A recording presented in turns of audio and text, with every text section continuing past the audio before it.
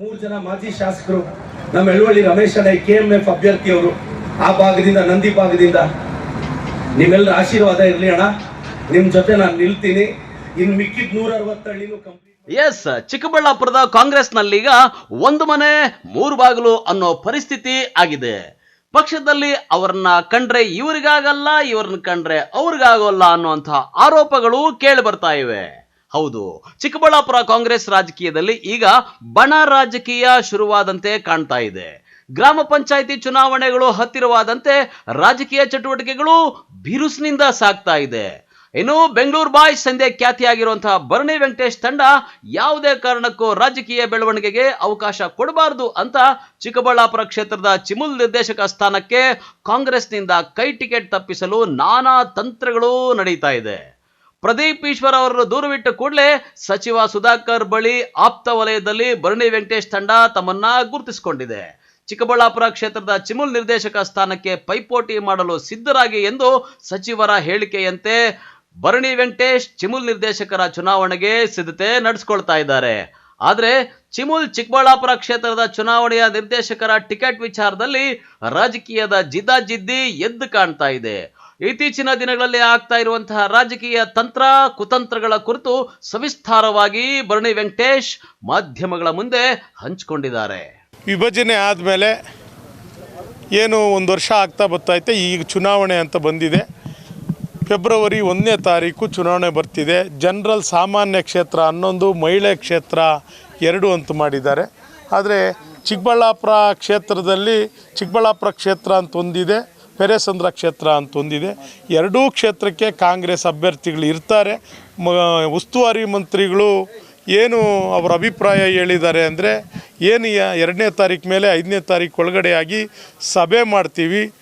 Delegate ಬಹುಮುಖ್ಯವಾಗಿ ಇಲ್ಲಿ delegate 85 ಜನ, ಚಿಕ್ಕಬಳ್ಳಾಪುರ ಕ್ಷೇತ್ರಕ್ಕೆ 85 ಜನ ಇದ್ದಾರೆ, ಪೆರೇಸಂದ್ರ ಕ್ಷೇತ್ರಕ್ಕೆ 85 ಜನ ಇದ್ದಾರೆ. ಅವರ ಅಭಿಪ್ರಾಯಗಳನ್ನ ಸಂಗ್ರಹ ಮಾಡಬೇಕು. ಯಾರ ಪರ ಎಷ್ಟು ಜನ ಡೆಲಿಗೇಟ್ಸ್ ಅವ್ರ ಹೆಸರು ಹೇಳ್ತಾರೆ. ಮುಖಂಡರುಗಳು ಬಹುಮುಖ್ಯವಾಗಿ ಅವ್ರನ್ನ ಕರ್ಕೊಂಬಂದು ಮತ ಹಾಕೋರು ಮುಖಂಡರು, ನಮ್ಮ ಕಾಂಗ್ರೆಸ್ ಪಕ್ಷದ ಮುಖಂಡರುಗಳು. ಅವರ ಅಭಿಪ್ರಾಯ ಸಂಗ್ರಹಣೆ ಮಾಡಿ ಕ್ಯಾಂಡಿಡೇಟ್ಗಳು ಮಾಡ್ತೀವಿ ಅಂತ ಹೇಳಿದ್ದಾರೆ ಮಂತ್ರಿಗಳು. 5ನೇ ತಾರೀಕುವರೆಗೂ ನಾವು ಕಾದು ನೋಡಬೇಕು. ಮಂತ್ರಿಗಳು ಏನು ತೀರ್ಮಾನ ಮಾಡಿದ್ರೆ ಅದಕ್ಕೆ ನಾವು ಬದ್ಧ ಅಂತ ಕೂಡ ನಾವು ಹೇಳ್ತೀವಿ. ಬೆಂಗಳೂರು ಬಾಯ್ಸೇ ಪ್ರದೀಪ್ ಈಶ್ವರ್ ಅವ್ರಿಗೆ ಟಿಕೆಟು ಕೊಡಿಸಿದ್ದು ಗೆಲ್ಲಿಸಿದ್ದು ಇದೇ ಬೆಂಗಳೂರು ಬಾಯ್ಸೆ.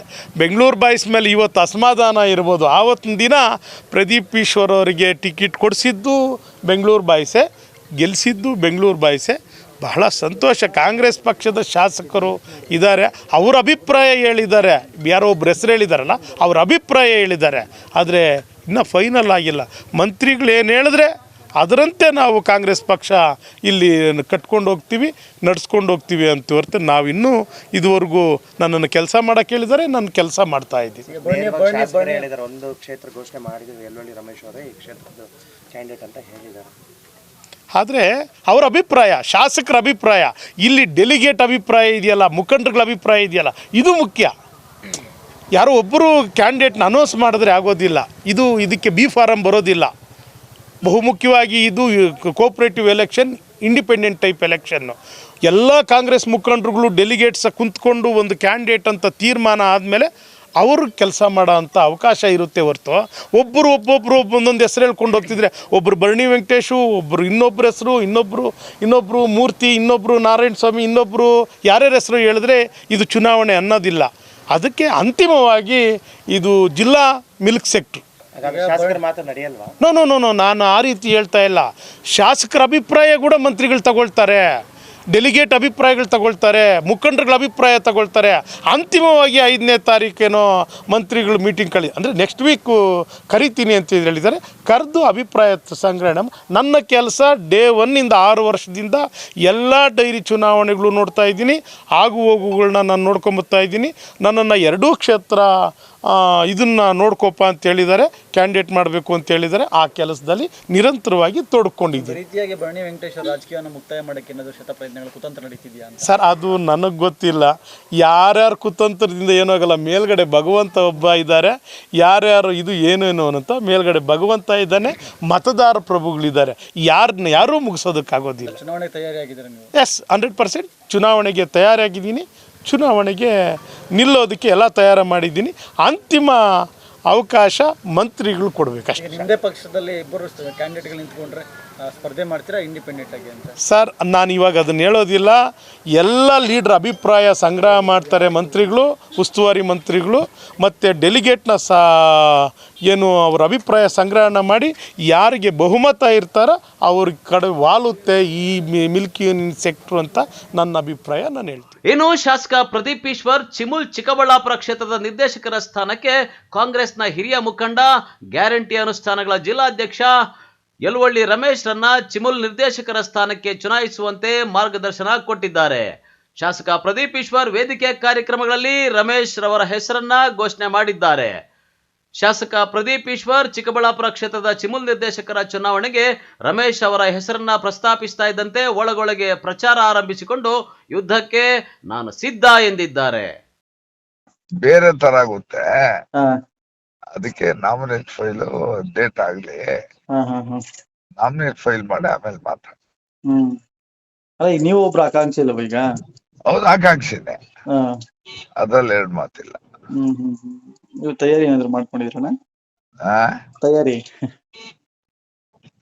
ಅದು ಮಾಮೂಲಿ ಅಲ್ಲ. ಯುದ್ಧಕ್ಕೆ ಹೋಗ್ಬೇಕಾದ್ರೆ ಮದ್ದು ಗುಂಡು ಇನ್ನೊಂದು ಏನೇನ್ ಸಾಮಗ್ರಿಗಳು ಬೇಕೋ ಎಲ್ಲ ರೆಡಿ ಮಾಡ್ಕೋಬೇಕಲ್ಲ. ಹೌದೌದು, ಅದೆಲ್ಲ ತಯಾರಿ ಮಾಡ್ಕೊಂಡೆ ಆಕಾಂಕ್ಷಿ ಆಗಿರೋದು. ಎಲ್ಲ ಚುನಾವಣೆ ಪ್ರಚಾರ ನಡೀತಿದ್ಯಾ ಅಂತಣ್ಣ? ಚುನಾವಣೆ ಒಂದ್ ರೌಂಡ್ ಆಗಿದೆ, ಎಲ್ರೂ ಹೋಗಿ ಕೇಳಿರ್ತೀವಿ. ಅಲ್ಲ, ಈ MLA ಅವ್ರು ಕೂಡ ಹೇಳಿದಾರಣ್ಣ ಇದು ಸಹಕಾರ ಇದೆ ಅಂತ, MLA ಕಡೆಯಿಂದ MLA ಹೌದು, ಓಪನ್ ಆಗಿ ಹೇಳೋರಲ್ಲ ಅವ್ರು. ಹೌದು, ಓಪನ್ ಆಗಿ ಹೇಳಿದ್ರು. ನಮ್ಮ ಎಲ್ಲಾ ತಾಲೂಕು MLA-ಗಳು ಅವ್ರವ್ರ ತಾಲೂಕು ಅವ್ರವ್ರ ಅಭ್ಯರ್ಥಿ ಮಾಡಿದ್ದಾರೆ. ಅದೇ ರೀತಿ ನಮ್ ತಾಲೂಕು MLA ಅವರು ನಮ್ಮ ಕ್ಯಾಂಡಿಡೇಟ್ ಚಿಮುಲ್ಗೆ ರಮೇಶ್ ಅಣ್ಣ, ಯಲುವಳ್ಳಿ ರಮೇಶ್ ಅಣ್ಣನೇ. ಇನ್ನು ಕೆಲವರು ಮುಖಂಡರುಗಳು ಅವರು ಇದ್ದಾರೆ, ಅವ್ರನ್ನೆಲ್ಲ ಕೇಳ್ಬಿಟ್ಟು ಒಂದ್ ಮಾತು ಆಮೇಲೆ ಪ್ರೆಸ್ ಮೀಟ್ ಮಾಡ್ತೀನಿ ಅಂತ ಹೇಳವ್ರೆ. ಅದೇ ಇವಾಗ ಭರಣಿ ವೆಂಕಟೇಶ್ ಅವರು ವಿರುದ್ಧ ನಿಂತಾರಲ್ಲ ನಿಮ್ಗೆ ಇವರು?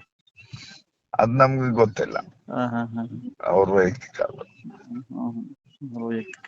ಅಂದ್ರೆ ಬಟ್ ನೀವು ಕಾಂಪಿಟೇಷನ್ ಮಾಡೋದು ಮತ್ತೆ ಪಕ್ಕಾನ? ನಾನು 100%. ಅದೇ ಅದ್ರ ಬಗ್ಗೆ ಒಂದು ಪ್ರತಿಕ್ರಿಯೆ ಕೇಳೋಣ ಅಂತ ಅನ್ಕೊಂಡೆ.